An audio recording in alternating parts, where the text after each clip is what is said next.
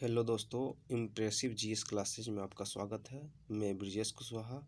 आप लोगों को रेलवे एग्ज़ाम को मद्देनज़र रखते हुए मैं जीके और जीएस के कुछ 25 क्वेश्चनों को आपके समक्ष प्रस्तुत करता हूं, जिसे आप लोग 25 क्वेश्चनों को आप लोग बनाएं और कमेंट करके बताएं कि कैसा लगा।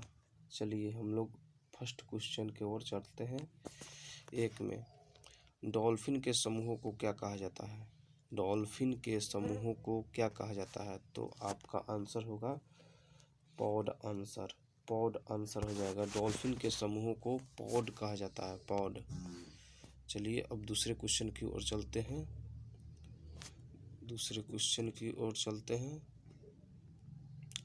निम्न में से कौन सी जानवर परागध्वनि उत्पन्न करता है? निम्न में से कौन जानवर परागध्वनि उत्पन्न करता है?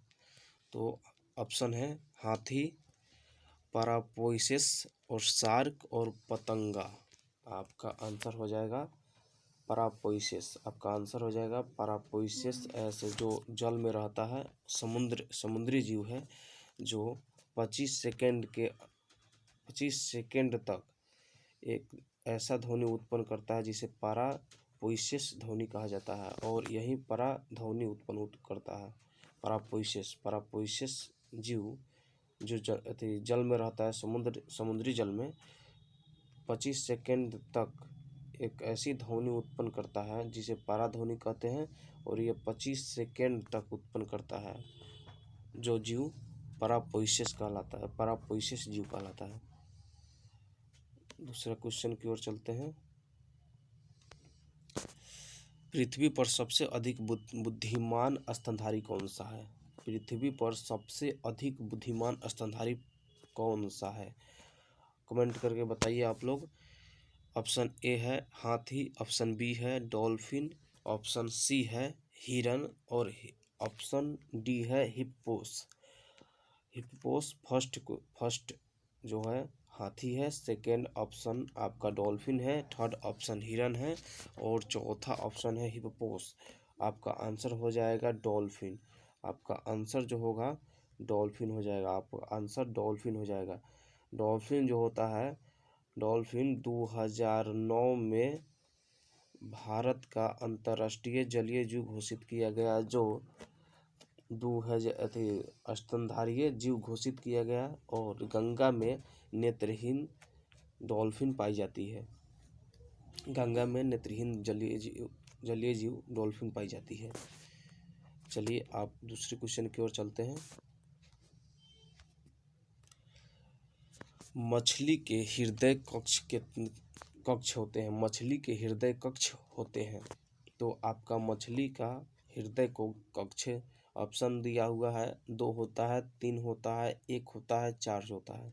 मछली में हृदय कोष्ठ कितनी होती है? 2 होती है, 2 होती है, आपका 3 होता है, 1 होता है, और 4 होता है। तो आंसर आपका मछली में हो जाएगा 2 होता है। आपका मछली में 2 होता है, मेढक में 3 होता है हृदय कोष्ठ, और मनुष्य में 4 हृदय कोष्ठ होता है। मनुष्य में 4 हृदय कोष्ठ होता है। मनुष्य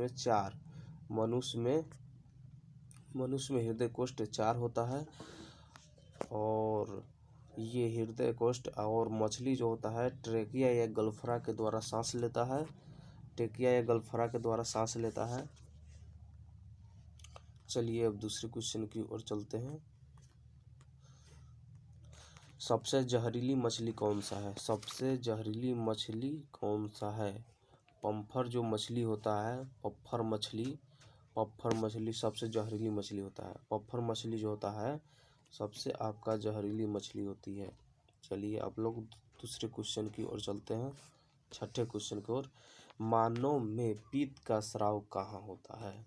मानव में पित्त का स्राव कहाँ होता है? आपका पित्त का स्राव फर्स्ट क्वेश्चन हो जाएगा। छठे नंबर क्वेश्चन का ऑप्शन हो जाएगा अग्नाशय, छोटी आंत, ग्रसनी और यकृत में। कमेंट करके जल्दी आप लोग बताइए। चलिए आपका हो जाएगा, आंसर होगा आपका यकृत में होगा। यकृत से ही आपका पित्त का स्राव होता है। यकृत से ही पित्त का स्राव होता है। यकृत से ही पित्त का स्राव होता है। चलिए दूसरा क्वेश्चन की ओर चलते हैं। बाइकल का स्राव कहाँ होता है? बाइकल का स्राव कहाँ होता है? बाइल का स्राव कहाँ उत्पन्न होता है? बाइल का स्राव जो आपका फर्स्ट ऑप्शन है अग्नाशय, दूसरा ऑप्शन है जिगर, तीसरा ऑप्शन है आंत में और चौथा ऑप्शन है आपका पित्ताशय में। तो आपका जिगर में होता है। जिगर में, या इसी को लीवर कहते हैं या किडनी कहा जाता है। इसको जिगर, लीवर या किडनी कहा जाता है। इसी में आपका जो होता है बाइल का स्राव होता है। बाइल के स्राव होता है तो जिसे हम लोग खाते हैं भोजन, उसमें कुछ हानिकारक पदार्थ आता है तो उसको बाइल जो स्राव होता है इससे उस भोजन में उपस्थित हानिकारक पदार्थ को नष्ट कर देता है। चलिए आप लोग दूसरे क्वेश्चन की ओर चलते हैं।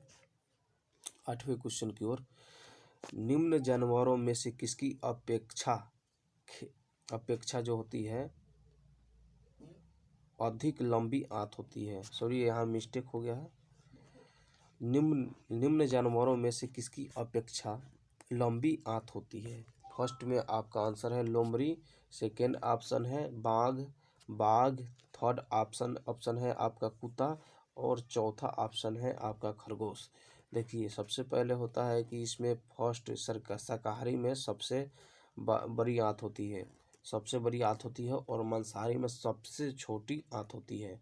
आंत शाकाहारी में इसलिए होती है कि वहाँ सेलुलोज को अधिक मात्रा में इसको पचाना होता है, इसीलिए इसमें शाकाहारी जंतुओं में आंत जो होता है वो उसके शरीर का 9 से 12 गुना अधिक होता है। छोटी जंतुओं में 9 से 12 गुना, शरीर के 9 से 12 गुना अधिक होता है लंबाई। इसीलिए आपका हो जाएगा, आपका आंसर खरगोश हो जाएगा। खरगोश में सबसे बड़ी आंत होती है, सबसे लंबी आंत होती है और मांसाहारी जंतुओं में सबसे छोटा आंत होती है। ये सब लोमड़ी जो है मांसाहारी में आता है, बाघ जो मांसाहारी में आता है और कुत्ता सर्वाहारी में आता है। इसलिए आपका आंसर हो जाएगा खरगोश। चलिए अब दूसरे क्वेश्चन की ओर चलते हैं। 9वें क्वेश्चन की ओर। प्रोटीन की कमी से निम्न में से कौन सी बीमारी होती है? प्रोटीन की कमी से निम्न में से कौन सी बीमारी होती है? ठीक है, प्रोटीन की कमी से निम्न में से कौन सी बीमारी होती है? आपका फर्स्ट आंसर है क्वाशियोकर्स होता है, दूसरा है रिकेटस होता है, तीसरा होता है आपका बेरी, चौथा ऑप्शन है आपका स्कॉर्बी। तो आपका आंसर हो जाएगा क्वाशियोकर्स होता है जो प्रोटीन की कमी से ये बच्चों में होता है। प्रोटीन की कमी से बच्चों में क्वाशियोकर्स जो होता है प्रोटीन की कमी से हो जाता है। रिकेटस जो होता है, रिकेटस विटामिन डी की कमी से हो जाता है। रिकेटस होता है, ये जो होता है रिकेटस विटामिन डी की कमी से बच्चों में ही होता है। जो बच्चा होता है उसको विटामिन डी की कमी से होता है। इसको क्वाशियोकर्स होता है। क्वाशियोकर्स होता है आपका, ये माँ के दूध नहीं पीने के वजह से और अधिक प्रोटीन नहीं मिलने की वजह से ये बच्चों में देखा जाता है। और यहाँ रिकेटस जो होता है विटामिन डी की कमी से हो जाता है। बेरी जो होता है विटामिन बी की कमी से हो जाता है। बेरी जो होता है विटामिन बी की कमी से हो जाता है। ठीक है, और ये वाला होता है स्कॉर्बी, विटामिन सी की कमी से हो जाता है। स्कॉर्बी जो होता है विटामिन सी की कमी से हो जाती है। चलिए अब दूसरा क्वेश्चन की ओर हम लोग चलते हैं। रक्त स्कंदन के लिए आवश्यक विटामिन कौन सी है? रक्त स्कंदन के लिए आवश्यक विटामिन कौन सी है? रक्त को रोकने के लिए कौन सी विटामिन, रक्त अगर नहीं रहने पर विटामिन के कमी हो जाने पर क्या होता है कि रक्त का स्राव होते रहता है, रक्त रुकता नहीं है। जब रक्त रुकता नहीं है तो आदमी की मौत हो सकती है। चलिए रक्त स्कंदन के लिए आपका कौन सा ऑप्शन है? आंसर हो जाएगा आपका के आंसर हो जाएगा, जिसे हीमोफीलिया रोग भी कहा जाता है, हीमोफीलिया रोग। सबसे पहले ये जो होता है रक्त स्कंदन की विक्टोरिया, महारानी विक्टोरिया को हुआ था, विक्टोरिया को। चलिए अब डी के क्वेश्चन अभी बताएं। विटामिन डी की कमी से विटामिन डी के रिकेटस हो जाता है, और विटामिन सी की कमी से स्कॉर्बी हो जाता है, स्कॉर्बी जो होता है स्कॉर्बिक। चलिए अब दूसरा ऑप्शन चलते हैं, दूसरा क्वेश्चन की ओर। निम्न में से किसमें होमोडोंट दांत पाई जाती है? निम्न में से किसमें होमोडोंट दांत पाई जाती है? तो ऑप्शन आपका मछली हो जाएगा, दूसरा ऑप्शन आपका है तेंदुआ हो जाएगा, तीसरा ऑप्शन मानव हो जाएगा, चौथा ऑप्शन आपका घोड़ा हो जाएगा। तो आपका आंसर होगा, आपका आंसर क्या होगा?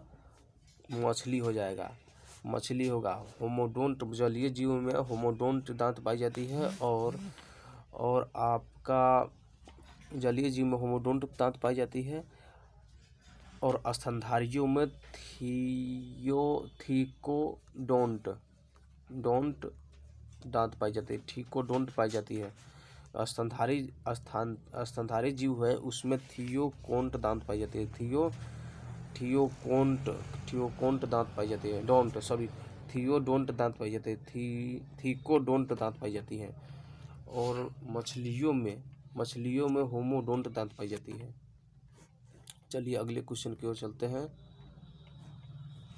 पाचन तंत्र में मौजूद रस शामिल होते हैं, पाचन तंत्र में मौजूद रस शामिल होते हैं। आपका फर्स्ट जो है आपका ऑप्शन है आपका HCl, ऑप्शन बी है NaCl, ऑप्शन सी है HNO3, ऑप्शन डी है KCl। जो आपका फर्स्ट आंसर हो जाएगा HCl हो गया। हाइड्रोक्लोरिक अम्ल होता है, पाचन क्रिया में ये सहायक होता है, पाचन क्रिया में ये सहायक होता है। और NaCl होता है जिसे कहा जाता है साधारण नमक, NaCl को साधारण नमक कहा जाता है, और NaCl को साधारण नमक कहा जाता है। पोटेशियम क्लोराइड का उपयोग साधारण नमक के स्थान पर पोटेशियम क्लोराइड का उपयोग है। पोटेशियम क्लोराइड का प्रयोग साधारण नमक के रूप में किया जाता है। और आपका नाइट्रिक अम्ल हो जाएगा, आपका सी नंबर हो जाएगा। इसका सूत्र होता है नाइट्रिक अम्ल का सूत्र होता है HNO3। नाइट्रिक अम्ल का सूत्र क्या होगा? HNO3 होता है। चलिए अब लोग दूसरे क्वेश्चन की ओर चलते हैं। 12 नंबर की इसका आंसर हो जाएगा पाचन तंत्र में मौजूद रस शामिल होते हैं, तो HCl हाइड्रोक्लोरिक अम्ल आपका आंसर हो जाएगा। चलिए दूसरा क्वेश्चन की ओर चलते हैं। लार में एंजाइम होते हैं, लार में एंजाइम होते हैं। लार में कौन सा एंजाइम होता है बताइए? लार में कौन सा एंजाइम होता है? ऑप्शन आपका है लिंगेज, दूसरा ऑप्शन है प्रोटीएज, तीसरा ऑप्शन है लाइपेज, और चौथा है इमाइलेज। तो आपका लार में होता है आपका लार में होता है आपका क्या होता है? इमाइलेज होता है। आपका लार में इमाइलेज होता है, इमाइलेज एंजाइम होता है, लार में इमाइलेज एंजाइम होता है आपका, ठीक है, लार में। चलिए दूसरे क्वेश्चन की ओर चलते हैं। चलिए लार में एंजाइम होते हैं, ये भी वही क्वेश्चन है। लार में एंजाइम होते हैं तो इमाइलेज होते हैं, लार में आपका इमाइलेज होते हैं, याद रखिएगा। चलिए इमाइलेज ही होते हैं। चलिए दूसरे क्वेश्चन की ओर चलते हैं। रक्त का इनमें से कौन सा घटक ऑक्सीजन का परिवहन करता है? रक्त का इनमें से कौन सा घटक ऑक्सीजन का परिवहन करता है? दोस्तों कमेंट कीजिए और बताइए कि कैसा लग रहा है आप लोगों को। चलिए अगले क्वेश्चन की ओर चलते हैं। एक में प्लेटलेट, दूसरा WBC, तीसरा प्लाज्मा, और तीसरा होता है क्या? RBC। RBC को क्या कहा जाता है? RBC को बताइए। एरिथ्रोसाइट कहा जाता है। एरिथ्रोसाइट कहा जाता है, एरिथ्रोसाइट कहा जाता है। और WBC को ल्यूकोसाइट कहा जाता है। और प्लेटलेपस को थ्रोम्बोसाइट कहा जाता है। और रक्त के 3 प्रकार होता है, RBC, WBC और प्लेटलेपस। इसे कहा जाता है रेड ब्लड कार्पसल, इसे कहा जाता है व्हाइट ब्लड कार्पसल, और इसको तो प्लेटलेपस कहा ही जाता है। तो आपका आंसर हो जाएगा रक्त में ऑक्सीजन घटक ऑक्सीजन का परिवहन करता है। रक्त में कौन सा घटक ऑक्सीजन का परिवहन करता है? तो आपका आंसर हो जाएगा RBC। RBC जो होता है रक्त का परिवहन करता है, रक्त ऑक्सीजन का परिवहन करता है, RBC। चलिए आप दूसरे क्वेश्चन की ओर चलते हैं। मानव शरीर के किस अंग पर एंजियोप्लास्टी की जाती है? मानव शरीर की किस अंग पर एंजियोप्लास्टी की जाती है? तो आपका आंसर हो जाएगा क्या? आपका आंसर होगा हृदय। हृदय पर एंजियोप्लास्टी की जाती है। आपका आंसर हो जाएगा हृदय। हृदय पर हम लोग क्या करते हैं? एंजियोप्लास्टी किया जाता है। एंजियोप्लास्टी की जाती है। चलिए दूसरा क्वेश्चन की ओर चलते हैं। दाब का एसआई मात्रक क्या होता है? दबाव का एसआई मात्रक होता है न्यूटन वर्ग मीटर होता है। आपका आंसर क्या हो जाता है? न्यूटन वर्ग मीटर हो जाता है। आपका आंसर हो जाएगा न्यूटन वर्ग मीटर। दाब का एसआई मात्रक होता है न्यूटन वर्ग मीटर हो जाएगा। आपका आंसर क्या होगा? न्यूटन वर्ग मीटर।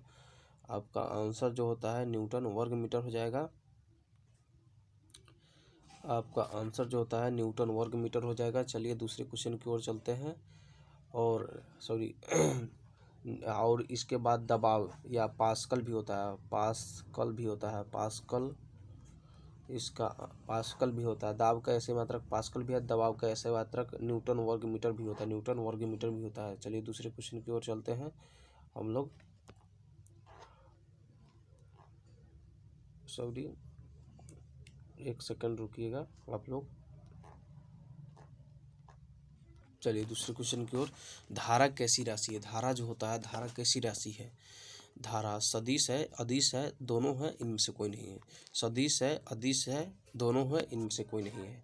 तो आपका धारा जो होता है अदिश होता है। धारा का कोई डायरेक्शन नहीं होता। धारा का जो होता है, धारा का कोई डायरेक्शन नहीं होता है। कोई डायरेक्शन नहीं होता है, वो किस दिशा में जा रही है। अगर दिशा और परिमाण हो जाए तो यह किस राशि कैसी राशि हो जाएगी? सदिश राशि हो जाएगी।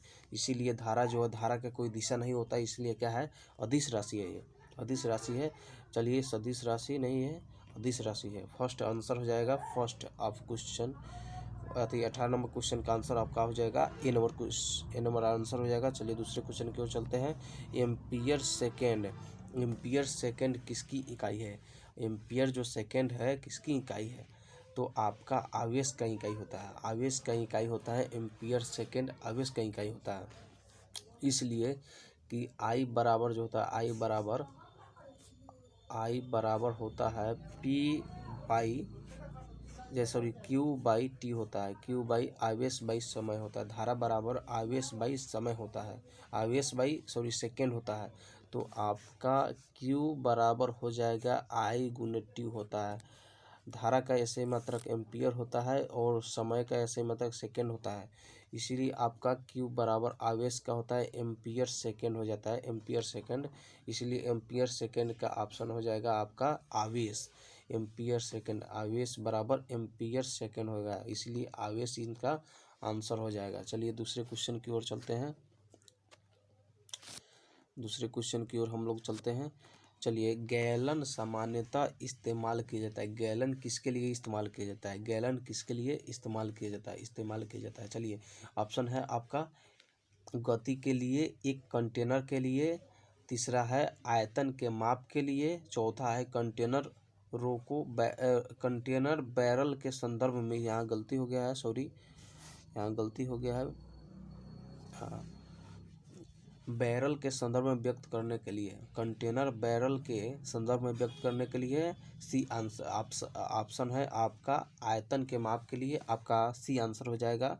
चलिए आपका सी आंसर हो जाएगा। आयतनों के माप के लिए गैलन समानता किसके इस्तेमाल किया जाता है? तो आपका हो जाएगा आंसर आपका आयतनों के माप के लिए होता है। एक गैलन का मान होता है, एक गैलन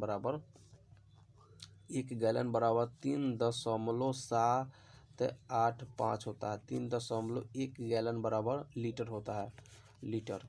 ठीक है, 1 गैलन बराबर आपका होता है 3.78 और 5 होता है, 1 गैलन का मान होता है आपका। चलिए दूसरे क्वेश्चन की ओर चलते हैं। चलिए दूसरे, रेसिस्टेंट की यूनिट क्या है? रेसिस्टेंट की यूनिट क्या है? चलिए कमेंट करके आप लोग दोस्त बताइए कैसा लग रहा है आप लोगों को। रेसिस्टेंट की यूनिट क्या है? रेसिस्टेंट की यूनिट क्या है? फर्स्ट ऑप्शन है आपका एम्पियर, दूसरा ऑप्शन है वाट, तीसरा ऑप्शन है आपका ओम और चौथा ऑप्शन है आपका क्या? वोल्ट। चौथा ऑप्शन क्या है? वोल्ट है। चौथा ऑप्शन आपका वोल्ट है। तो हम लोग क्या कहें? रेसिस्टेंट। तो प्रतिरोध का इंग्लिश जो होता है प्रतिरोध का रेसिस्टेंट होता है। प्रतिरोध का ऐसे मात्रक क्या होता है? ओम होता है। प्रतिरोध का ऐसे मात्रक क्या होता है? ओम होता है। प्रतिरोध का ऐसे मात्रक ओम होता है। इसीलिए आपका रेसिस्टेंट का ऐसे मात्रक क्या हो जाता है? ओम हो जाता है। प्रतिरोध का ऐसे मात्रक या रेसिस्टेंट का ऐसे मात्रक ओम ही होता है। ओम का ऐसे मात्रक रेसिस्टेंट उसी को कहते हैं या प्रतिरोध उसी को कहते हैं? प्रतिरोध। ठीक है, प्रतिरोध का ही इंग्लिश वर्ड है रेसिस्टेंट, इसीलिए आपका आंसर हो जाएगा ओम हो जाएगा।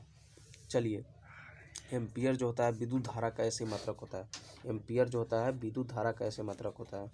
विद्युत धारा का ऐसे मात्रक होता है। वाट जो होता है, वाट शक्ति का ऐसे मात्रक होता है। शक्ति का ऐसे मात्रक क्या होता है? शक्ति का ऐसे मात्रक वाट होता है। और आपका हो जाएगा वोल्ट जो होता है विभवांतर का ऐसे मात्रक होता है। वोल्ट जो होता है विभवांतर का ऐसे मात्रक होता है। विभवांतर का ऐसे ही मात्रक होता है। चलिए आप लोग दूसरे क्वेश्चन की ओर चलते हैं। धारा का एसआई मात्रक क्या है? भार का एसआई मात्रक क्या है? भार का एसआई मात्रक बताइए आप लोग। भार का एसआई मात्रक क्या होता है?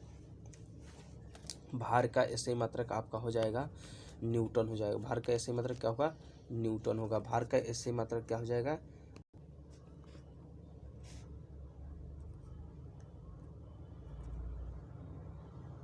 भार का एसआई मात्रक क्या है? न्यूटन होता है। चलिए दूसरे क्वेश्चन की ओर चलते हैं हम लोग। उद्योगों में शक्ति की इकाई क्या है? उद्योगों में शक्ति की इकाई जो होता है फर्स्ट ऑप्शन में हो जाएगा किलो वाट, सेकेंड ऑप्शन आपका क्या है? वाट हो गया, तीसरा ऑप्शन हो जाएगा जूल और चौथा ऑप्शन हो जाएगा अश्व शक्ति होता है। तो उद्योगों में हम लोग उद्योगों में शक्ति का क्या क्या होता है? शक्ति का इकाई जो होता है अश्व शक्ति होता है। उद्योग में शक्ति का इकाई क्या होता है? अश्व शक्ति होता है। ठीक है, चलिए अश्व शक्ति होगा इसका ऑप्शन, आंसर हो जाएगा 23 का। चलिए अगले क्वेश्चन की ओर चलते हैं। 24वें क्वेश्चन की ओर। निम्न में से विषम की पहचान करें। निम्न में से विषम की पहचान करें। तो आपका फर्स्ट ऑप्शन है वायु, दूसरा ऑप्शन है मिश्र धातु, तीसरा ऑप्शन है जल और चौथा आपका हो जाएगा दूध। आपका क्या